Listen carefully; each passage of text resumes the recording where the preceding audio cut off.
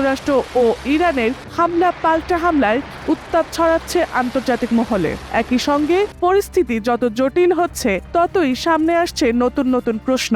আর কতদিন চলমান থাকবে এই সংঘাত, কিংবা ইরানি বা আর কতদিন চালিয়ে যেতে পারবে এই যুদ্ধ? এই প্রেক্ষাপটে ইরানের বিপ্লবী গার্ড বাহিনী জানিয়েছে তারা যুক্তরাষ্ট্র ও ইসরায়েলের বিরুদ্ধে আরও 6 মাস পর্যন্ত তীব্র যুদ্ধ চালিয়ে যেতে সক্ষম। রবিবার আইআরজিসির পক্ষ থেকে বলা হয়, বর্তমান সংঘাতের মধ্যেও ইরানের সামরিক সক্ষমতা অক্ষুণ্ণ রয়েছে।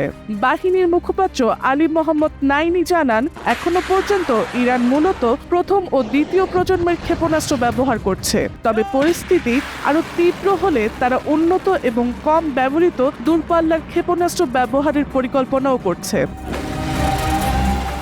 বার্তা সংস্থা এএফপির প্রতিবেদনে বলা হয়েছে, সংঘাত দ্বিতীয় সপ্তাহে গড়ানোর সাথে সাথেই এর আঞ্চলিক প্রভাবও দ্রুত বাড়ছে। অন্যদিকে কুয়েতের আন্তর্জাতিক বিমানবন্দরের জ্বালানি সংরক্ষণাগারে হামলার খবর পাওয়া গেছে, যা জ্বালানি সরবরাহ নিয়ে নতুন উদ্বেগ তৈরি করেছে।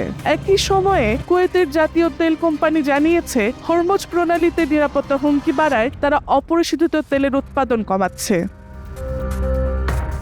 এদিকে তেহরান অভিযোগ করেছে, যুক্তরাষ্ট্র ও ইসরায়েল ইরানের রাজধানীতে একটি তেল ডিপোতে হামলা চালিয়েছে। ইরানের তেল অবকাঠামোর ওপর এটি প্রথম বড় হামলা বলে দাবি করা হয়েছে। এরই মধ্যে সংঘাতের প্রভাবে বিশ্ববাজারে শেয়ার বাজারে পতন এবং অপরিশোধিত তেলের দাম দ্রুত বাড়ছে। সেই সাথে ইসরায়েলের প্রধানমন্ত্রী বেনিয়ামিন নেতানিয়াহু কড়া হুঁশিয়ারি দিয়ে বলেছেন, ইরানের বিরুদ্ধে তারা সর্বশক্তি দিয়ে যুদ্ধ চালিয়ে যাবেন। Tasnuva Sanjida, Times today.